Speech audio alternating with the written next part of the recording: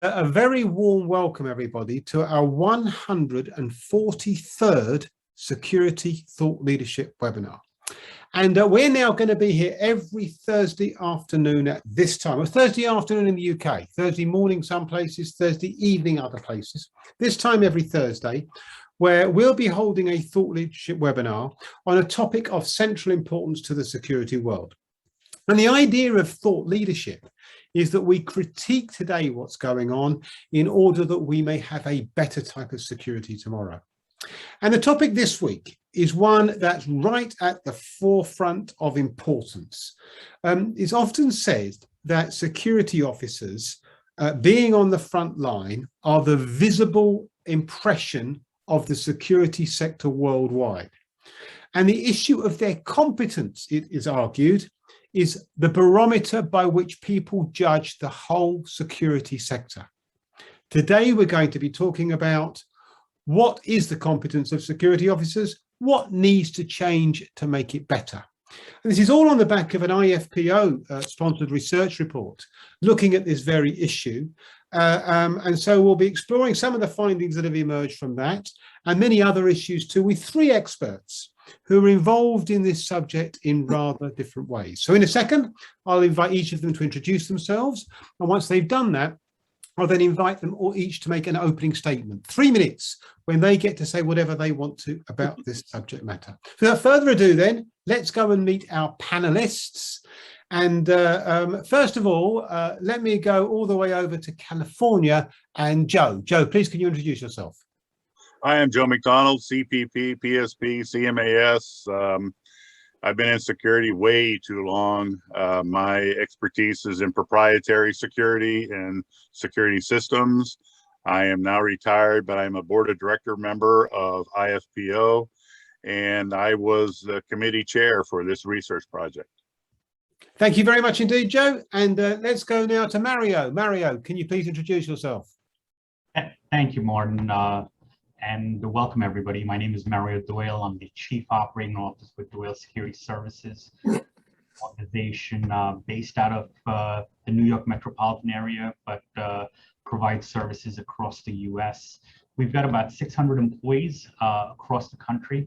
I hold various leadership roles in organizations like ASIS International and TinyG, which is the Global Terrorist Information Network. So I look forward to this webinar. Thank you, Martin. Mario, thank you very much indeed. And from the United States over to Canada and Glenn. Glenn, please introduce yourself. So good day to everybody, wherever you are in the world. So Dr. Glenn Kitteringham, CPP. I've worked in the security industry for over 30 years now and have my own consultancy, and I'm one of the researchers on this project.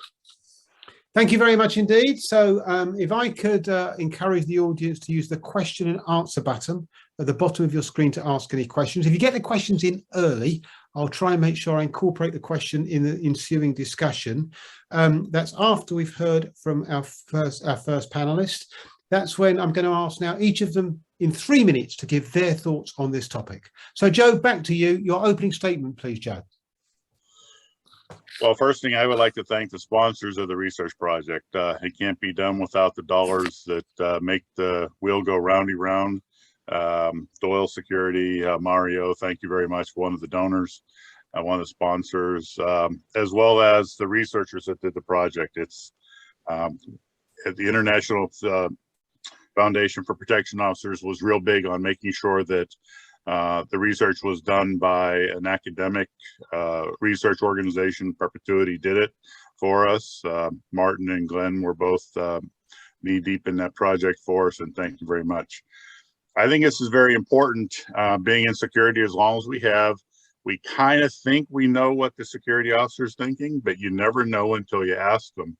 And what we found in our looking through research to find a subject to do, we found that no one has ever asked the security officers what they think.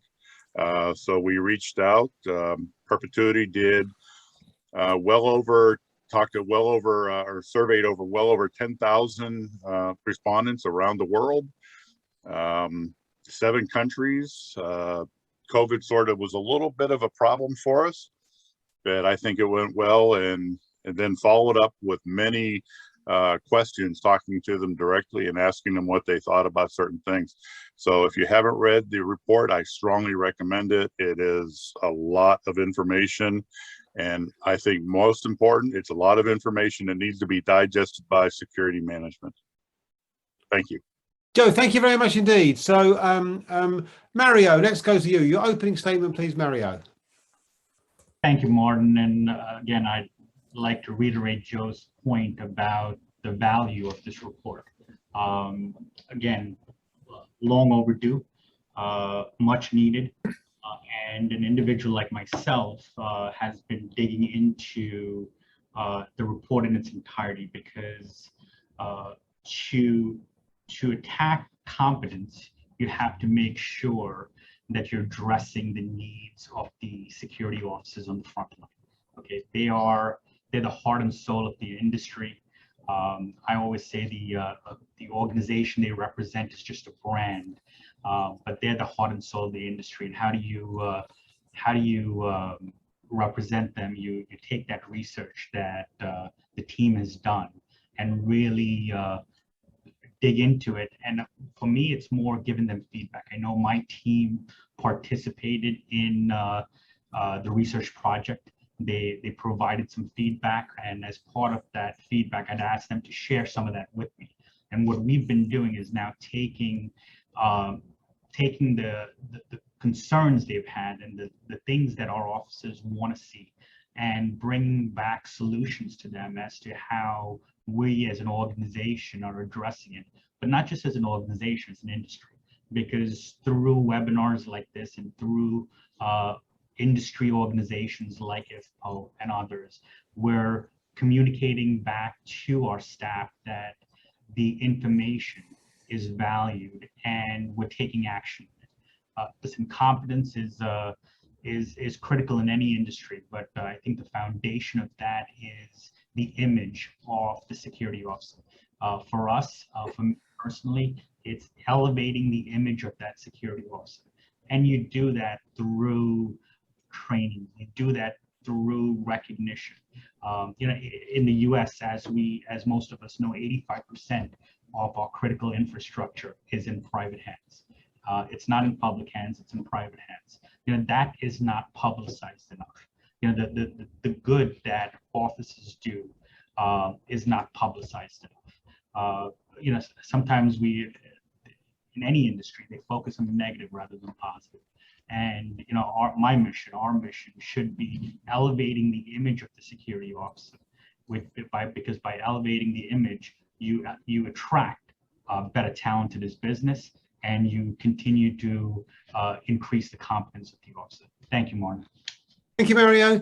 And encourage you, if you want to ask questions, please get it into the question and answer button at the bottom of your screen, and I'll come to you and try and involve you in the ensuing discussion. I'll get your question in the ensuing discussion. There's the question and answer button at the bottom of your screen.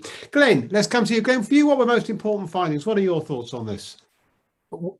Okay, so before I dive into this, I do have a little bit of a preamble, and the reason I brought this up is because I've already been asked this a couple of times on LinkedIn and other people. And so I want to acknowledge that there were two issues that, in our research that's common to most research, and that's to the percentage of responses. And even though, yes, we did get survey from over 10,000 people, but that's an overall tiny percentage of the overall number of security personnel who both work in the industry and work in individual countries, any given countries. To extrapolate this to say that this is completely reflective of either that country or the industry as a whole, that's a bit of a challenge.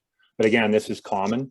And then the second issue that there is a self-selection process that, like when people are offered the choice of filling out a survey, well, that's the first choice they encounter. They can either fill it out or not. And what I believe is that is probably the most switched on and the people who care most about the industry are probably the ones who are completing the survey.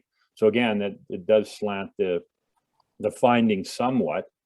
And so how do we overcome this, and how do we respond to identify what those roles of frontline security personnel are and what they find most difficult? And I think that the next step is for individual employers to get more involved in conducting their own research through internal surveys and focus groups. And I know a lot of people are terrified of the word research, but it doesn't have to be scary. It's just asking some questions. But I think it needs to be added to the agenda of human resources, because quite frankly, we're at a point with the pandemic and the discussion about, that the people are not jumping to co-work for contract guard companies anymore, or in-house companies anymore. And so there's going to have to be a lot more focus on employee retention, and they're going to have to figure out how to keep their people happier. And a lot of that is through training. So I really do think that part of the responsibility is going to fall on HR. They're going to have to do post-exit interviews. I think account managers are going to have to do one-on-one interviews with their staff as to what they find challenging and what they find easy. And then following up on this is, how do we build on the good and bad points of training that we identified in this research? And for starters, I think we need to identify what good training actually is. And there is good trainers out there, but there's an awful lot of really bad trainers out there. And I think one of the pillars on which we move forward as an industry is that we need to strengthen the standards around trainers. Currently, within a lot of jurisdictions, as long as somebody's trained anybody in anything, and it can be completely unrelated to security, they're qualified to be a trainer. And they don't even need to have any they don't even have to have formal qualifications. It's just as long as they've trained. So this is encouraging, as far as I'm concerned, either bad trainers to continue doing what they're doing. And so I think one of the things that needs to be done is an increase in the standards of training. And the other thing is that there's been a focus over the last several years, and all my research is that governments and training institutions and employers are focusing on hours of training, so quantity over quality. There's very, very little research out there that actually proves that would you rather have 40 hours of really good training or 100 hours of bad training or inconsistent training? And so again, I think there needs to be a greater emphasis on training, and there needs to be more research and more emphasis on better trainers and better training outcomes. And then finally, the last issue is that regarding improving the working conditions of the frontline workers, I am hearing and seeing from others that salaries are in fact increasing in some jurisdictions. And it's been my experience that typically security salaries lag probably 7 to 10 years behind most other sectors of the economy. And so it's we're long overdue for those salary increases anyway. But I am seeing salary increases, and I've been pushing my clients that they need to consider improving salaries for security staff. And so I also think this means looking at job responsibilities, duties, job descriptions, increased training, more and better career planning and employee development. And this is all designed to improve the working conditions of frontline workers. We know, based on this research, that security work is challenging. They got to know, security staff have to know a lot of things about a lot of different things, and they need to be supported. So that's turn it back over to you, Martin. Yeah, thank you very much indeed. Thank you. Let me ask Mario and Joe a question from Michael Gibbs. Very much as Glenn done. Mario, what for you are the main takeaways? What are the things your staff were most interested in regarding the report on competence? When we looked at it, on a couple of different levels, on a management level and an employee level, right? Training, onboarding was a key component of where we realized that, based on the research and based on the feedback, that we needed to do more. Because again, at the end of the day, Glenn touched on training and trainers in his opening comments. But one of the things we've seen over the last probably decade is a shift to online training. There are many agencies across the country that are primarily doing their training online. As we all know, not everybody learns the same way. So for us, it's a combination of that online, that learning management system, and that hands-on training. But more importantly, one of the things that came up in the discussions was confirming that training, the retention of that training is actually happening, the follow-up associated with it. I mean, those were one of the key takeaways that we initially, once we looked at that report and had some discussions, you know, I mean, are we providing the training the way the employee prefers it? Because there are people that prefer it in different formats. Are we confirming retention, and how are we following up to confirm that down the line that it has all been retained, and we're getting feedback from the employee on how we could better the program. You know, one of the things for me is, you know, I'm constantly asking our employees, what could we do better? Where are we failing? You know, I don't think enough companies and I don't think enough organizations do that. You know, speaking to our security officers and asking them, hey, what are we doing right? What are we doing wrong? And trust me, if you give them some time, they're going to tell you. If they feel you want to know, you're going to take that information and you're gonna build upon it, they will share it with you. So, Martin, that was the initial takeaway for us. Thank you very much indeed, Mario. Joe, I'm going to ask you the same question in the sense you take it from a slightly more detached view. For you, the key takeaway in terms of findings, Joe? Well, obviously training is important, and that's a lot of the key questions asked, as well as a lot of the respondents talked about. But I would take it to the baseline of training, and that's the communications. There is obviously some of the statements from the respondents would indicate to almost to a point of being able to complain, but it also shows a lack of maturity. And the only way to get a relatively new security officer into the maturity of what security really is, and that is a customer service based thing. We're more than guards, gates, and guns anymore.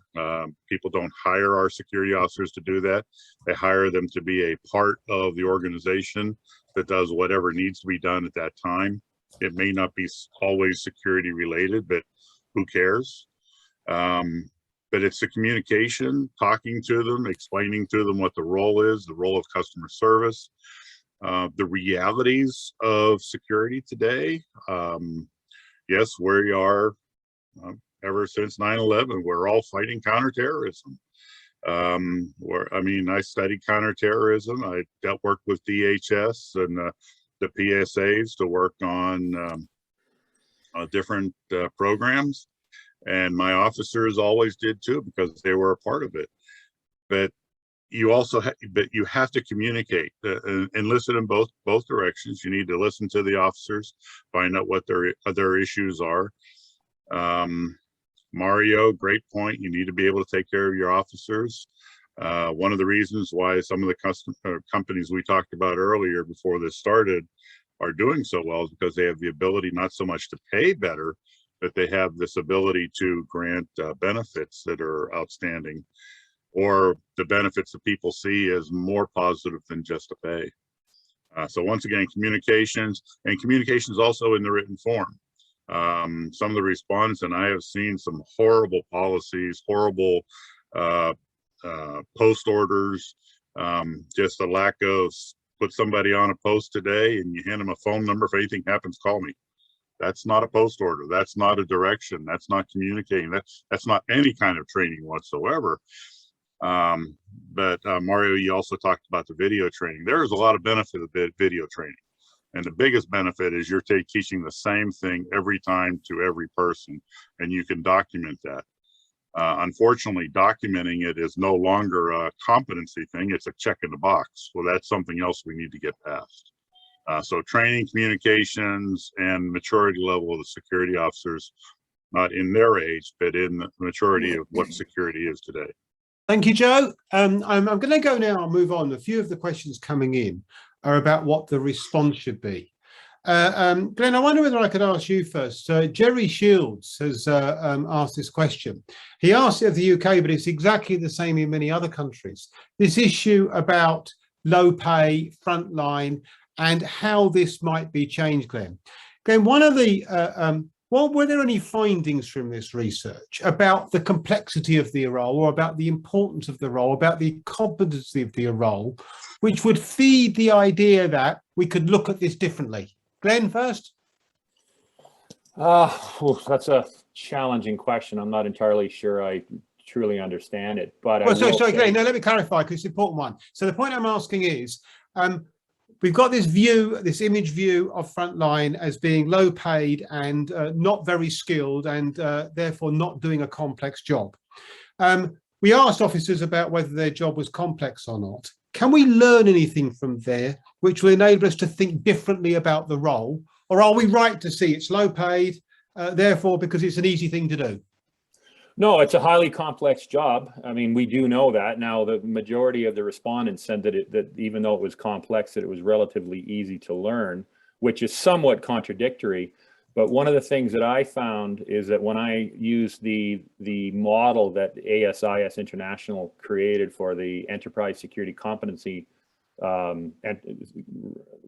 model for security, the majority of the security officers, what they found that the job itself was not complex. It was the co-workers who lacked basic skills, which made it difficult.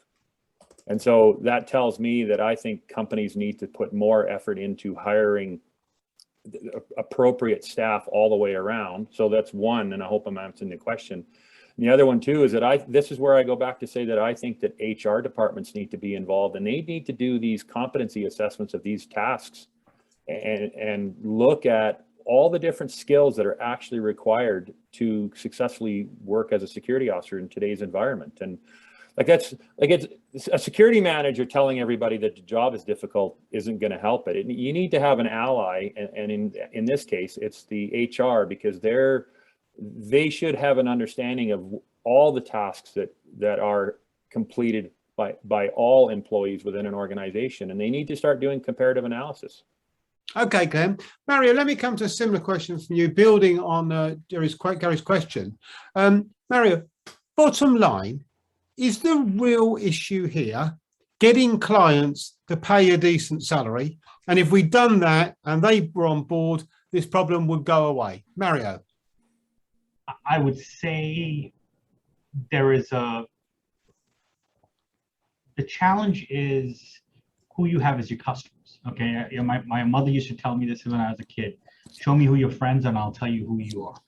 Today, I tell our prospects and our customers, look at our customer base. If you're dealing with organizations that value people, that value security, they are going to pay the officers a livable wage. But as an organization, you have a requirement to educate your customer as to what is needed to be paid to get a high level officer. Again, one of the biggest challenges in our business are not the customers, it's the companies. We underbid each other. We drive the wage down. If the industry set a tone and that a security officer doesn't make under a certain amount an hour or a year, however you look at it around the world, clients would have to pay that number, but we drive the wages down. So what, Mario, but why, but I've heard this over the years, Mario. Here's the question. Why accept a contract which doesn't enable you, I don't mean you personally, I mean, why does the security companies drive the down to a point where they can't pay a decent wage? Why? Because at times the company makes the same profit margin whether the guy makes $20 an hour or $40 an hour. You know what I mean? So from a profit and loss standpoint, the company looks at it as, hey, you know what I mean? I'm still making my margin that I'm looking for. Again, the key is we as security leaders, we as security professionals have to continuously work on elevating the industry. It starts with demonstrating the value of the security officers, ensuring they're paid a livable wage. A security officer shouldn't have to work 60, 70, 80 hours a week just to put a roof over his head and food on his table. But unfortunately, that's the reality. And, we're continuously working towards it. But, again, I'm not popular for saying it, but I always say it. I don't blame the customers. I blame some of the contract security agencies. I blame how the image of the security officer. The image of the security officer is more like a night watchman, not a public safety officer. But that's who they are. They're responsible for public safety. Okay, thanks, Mario. Just before I come back to you, Glenn, I'd just like to go to Joe, if I might, because I need to bring you in as well, Joe. Joe, a quick question from you. I guess from what we're hearing here is that this is there are bigger issues at play, structural issues at play. Now, you were formerly head of security for an organisation. I wonder what, Joe, what's internally, is there more of a selling job to be done about the value of frontline in security? And if so, why is it not obvious? Real good question. I come from a company that was wonderful and enjoyed security, and a boss and owner that recognized the benefits of security. Also, being a critical infrastructure company, the requirements were a lot higher than most. So I don't know that I am the best person to answer that on a whole. But we have hired contract guard forces when we're in dirt and before the infrastructure is put in for our new facilities. And, you know, I talked to the salespeople or the site supervisor or whatever their title was at the time. And it's like, where are you going to get the officers to do this? The officer shows up, they're wearing jewelry, they're reading books on post, and they're not doing their jobs. And I think that comes back a lot with, you know, I like to blame the site supervisor, but I also have to blame, you know, myself for not following up, making sure we have the right people. I would recommend, back to my comment about communications, not to belabor it, but that I think it all comes back to that. Talking to the officer, explaining to them their role, explaining how important it is. But in reading the responses to the survey, there is a reality to some people hiring a security officer because they should or because they got to. Yes, you make sure everybody wears a badge, but not me. There's always going to be that in this world. It's sort of like everybody changed their password every 60 days, and it has to be so many characters. Oh my God, what are we going to do? You know, it's just a reality. There's something about human nature that says, don't tell me what to do. And security has to be the one that has to deal with that. So there is a customer service aspect that has to be picked up all the time and communicated back. Thank you very much. Sorry, Joe. Thank you very much indeed. And I guess know your customer, back to building on the point that Mario was saying. Glenn, I want to come to you next, if I might. And Sandy Davis has got a question. Sandy asked on behalf of IFPO, saying, what should IFPO do? But I wonder whether I could ask more broadly about, given the research findings, what's the role of associations in terms of generating a response? What should they do with this, Glenn? Well, I think they need to go out to their members and encourage them to deeply look at the research and then look at what can they do with that and recognize that. And a broken record, training, and education. Like there needs to be a higher amount of it. And as I said, better trainers. But I think the associations need to support that. And just kind of aside to this, but I think related, I'm under no illusions that let's say right now the standard in Canada, let's say, is $15 an hour for a security officer. If we suddenly paid everybody $25 an hour, $15 an hour security officers are not going to start working at the $25 an hour level. In fact, it's counterproductive because they're going to sit there and say, I didn't have to do anything and now I'm making almost twice as much. So what we need to do is we need to attract a higher caliber of candidate, for starters. And so anyway, going back to Sandy's point, I just think that the associations need to acknowledge that the work is complex and it requires better initial training and then ongoing training, because that was something else that came out of the research as well, is that a lot of the people that I spoke to face said that what was missing was refresher training and ongoing one-on-one training and like more of a mentor-mentee type relationship with the more senior people on site. so they could provide more support for the junior people on site. Okay, thank you very much indeed. Mario, back to you. A question from Daniel Talbot, and probably this is hit at the heart of it. And Daniel's question is, how do you change the view that rather than seeing training as a cost, it's an investment? Good question, I think, Mario. So let me put it to you. Your thoughts? Again, I think it's a great question. Again, it goes back to value, right? It goes back to reducing risk. Again, for me, how do you demonstrate that? I mean, again, you have to have a client that's a partner. You as an organization have to realize that every dollar that you invest in training is a dollar invested in reducing risk, in reducing liability. And that's the way I look at it. And that's the way we need to get our customers to look at it. Again, when it comes to customers, one of the things we do is try to educate them that when they're putting out an RFP, they should spec things like training, whether it's pre-assignment, on the job, ongoing, put that into your RFP for services. That way, everybody's matching apples to apples. I mean, everybody's bidding on the same platform. Too often, your proposals vary. And there are some organizations that take what they do very seriously. There's some organizations that are a little lax. And the customer at times is looking for the best value, right? How are you going to demonstrate that? That's the key.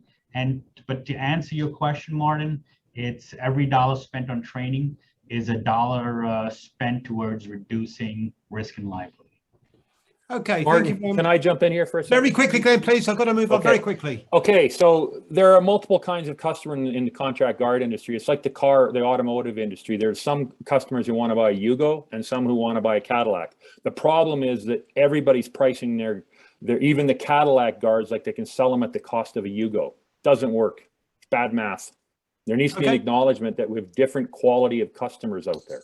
Okay, thank you very much indeed. Appreciate the point. Let me just stick with you very quickly because Mike Cummings is on this issue of training, Glenn. Very quickly, if you wouldn't mind, Glenn's running out of time. I want to get more questions in. And Mike Cummings says, would the challenge of training be helped by fewer generalist security positions and more specialist roles? I guess the point would be that would raise standards. And where you could offer credentials for expertise as a consequence of focus. I mean, realistic? Theoretically great, realistic? I think so, and that goes back to my point, which is that I think we need to have higher standards for trainers, because unfortunately, the industry that I'm in, which is security consulting, every consultant out there says they're also trainers, and yet when I ask them, well, what training do you have? What education do you have in training? I don't need any training. So they're generalists, and they're making it up as they go along. And so, yes, we need more specialist positions. Absolutely. We need to have higher standards for sure. Joe, let me come to you. Johan Deploy asked a question about psychometric testing, getting the right people for a specific job. Can they handle abuse? Are they good control room operators? Are they alert to using complex equipment? Joe, I suppose this point is that when you see that sort of question, it gives the impression that some security tasks are more complex and indeed quite complex. Do you think that's managed? Is it true? And is it managed very well? I've never used any kind of testing like that to determine. Unfortunately, my last employer fell to the shiny shoes world. Everyone who worked for me as an officer was either former military or former law enforcement. The only ones that weren't were in security management. Some very talented security managers who were neither that worked for me did a wonderful job. But we found that if you put an ad out for security, you get everybody. And then and it's a tough weed through process. So when placing the requirement, and that was a contractual requirement by one of our customers at the time, the military law enforcement really assisted us in paring that down quickly. But we also did a couple other things. No one was ever hired with one interview. We went to a 2 interview, and the second interview was a panel discussion. You sat up against 4 managers or directors, because these are the people you have to work for, and they all have to agree that you need to be hired by us. So we were tough in our interviewing process. In fact, even in the application, you had 20 minutes to fill out the application.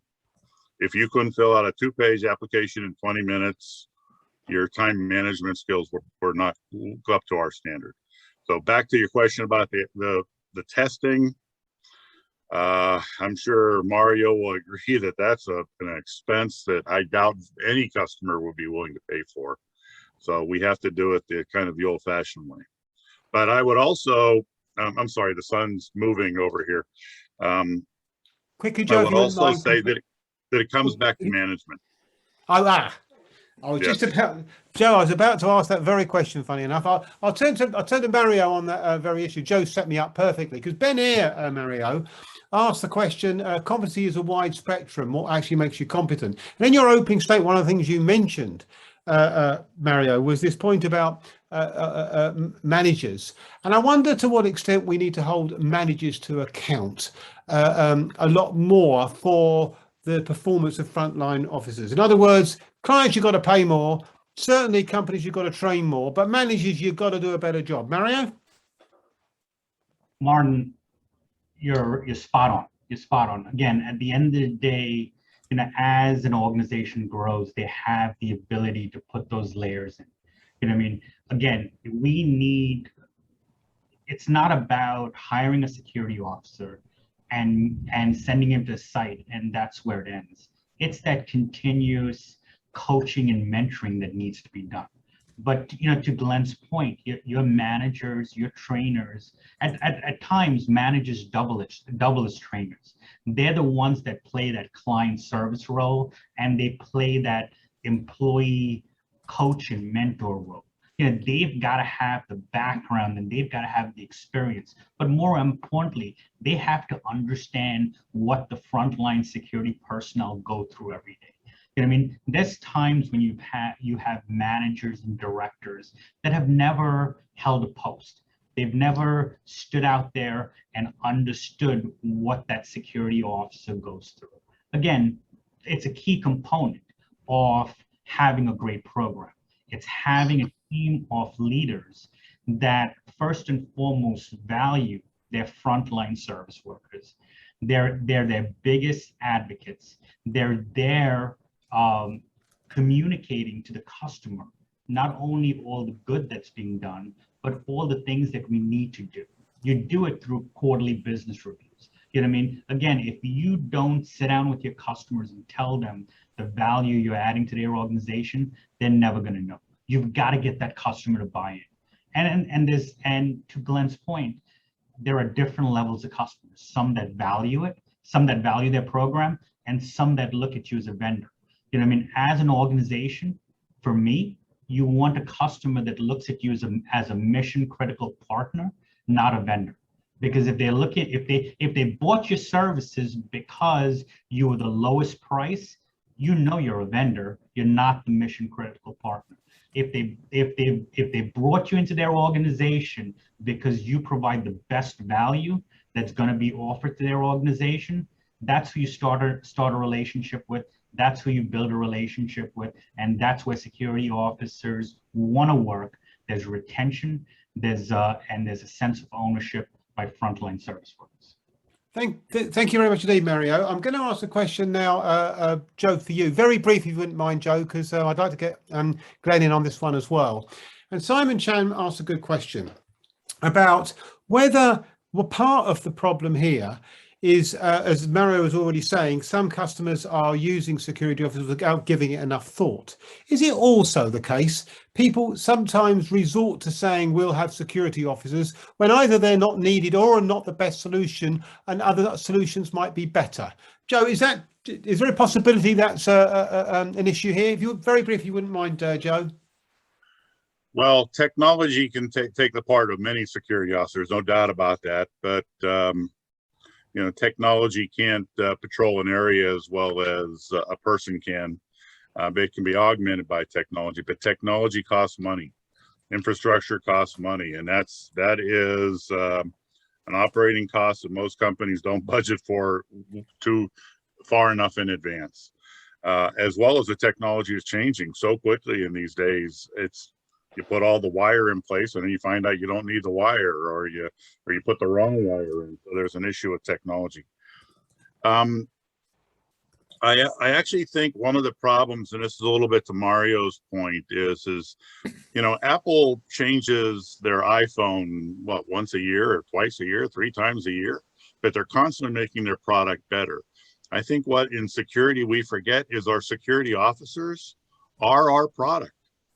They are our product. When you look at the security officer, what do you see? Do you see? And when was the last time you tried to better your product? Have you looked at your product, figured out what it needs to be better, and how have you tried to make that better? And Glenn, that's obviously a training issue. I think that's something that security needs to do. And by all means, some of the comments I'm seeing below, your people need to be certified. IFPO has the CPO. It's a wonderful certification. It's a baseline certification. It gets them going. It gets 3 letters after their names. The managerial certifications are needed. CPP, PSP, APP. These are things that should be almost a requirement in our industry. Okay, Joe. I don't know if I can answer your question, Martin. Sorry. It definitely answered my question. So come to you, Glenn, same point. Joe raised some good points there about there are problems with other alternatives too. Is the future for security officers a bright one, Glenn? Only, I think, if the clients figure out that the foundation, what they need, are properly trained and motivated employees. I'm seeing too many clients and too many organizations who think that some piece of technology, some magic pill is going to fix all their problems, and that they don't realize that people need to be around to operate that technology. And they've swallowed this line from these tech companies that technology will replace people. And in some cases, they will replace them. So there are less security officers, let's say, but you still need security officers to plan, and security people to plan the use of technology, to operate it, to respond to it, to update it, and to think that some magic piece of technology is going to fix everything. That's silly. It's just flat out silly. It's wrong. Thank you. I'll give a final comment to you, Mario, on this, because this hits at your world. Mario, are you seeing any sign that customers are switching away from people to technology on the frontline work? Mario, just 1 minute if you wouldn't mind, Mario. I would say they're attempting to. Some have tried and failed. And I'll give you a quick example. Some people went from having man guarding to remotely monitoring and managing their facilities. They may have had a major weather event, and their facilities are totally unsecured because now they don't have any bodies because the power's out, right? For us, and what we always say, it's the best people and the best technology makes the best security program. Again, it's not all people, it's not all technology, but you can have a great program with a combination of technology but more importantly, the best people that operate that technology. Mario, thank you very much indeed. Panel, thank you. Thank you so much indeed for your insights. We could have gone on. So much is coming out of that. Thank you very much indeed also to you, the audience, for all your questions. Wow, really big topic, and we'll definitely be revisiting this, and we'll definitely be picking up on it. A few final comments. Just to let you know, you can get a copy of the report on which this whole project was based. It's free. You can go directly to the IFPO website at that address, or just go to the Perpetuity Research website and it'll direct you to the IFPO website where you can get a copy of that report free of charge, and something to build on. Just the OSPAs, to let you know, Outstanding Security Performance Awards. Entries are open in Ireland, in India and New Zealand. So do get your entries in if you're in those countries. Do spread the word. Let people know entries are open. Also to say that if you'd like to book your place at an award ceremony, this time next Thursday, after our webinar, you'll be able to attend the Norway Outstanding Security Performance Awards presentation. Find out who the outstanding performers are in Norway. On the 6th of December, the Tackling Economic Crime Awards. On the 14th of December, the first ever cyber OSPAs. And those first 3 are virtual, they're free, you can tap in from anywhere in the world, and your chance to find out what's going on. And Christine Brooks at the moment is working on all of those. And let's just say, virtual award ceremonies like you might not have seen them before, particularly the techers and cyber ones, which are quite big events. And also on the 24th of February, the UK OSPAs were back to physical events, we hope, at the UK on the 24th of February. We had Germany 2 weeks ago, the first physical award ceremony of the whole year. Fantastic over in Germany. And finally to say, we're back next week with the Norway Thought Leadership webinar, finding out about Scandinavia generally. Then we've got the OSPAs Awards afterwards, be very quickly.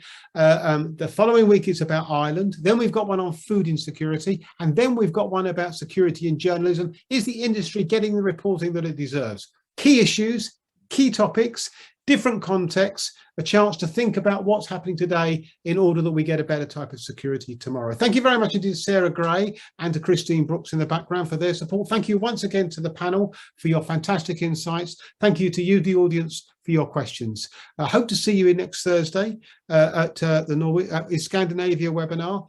Until then, until I see you again, wherever you are in the world, stay safe.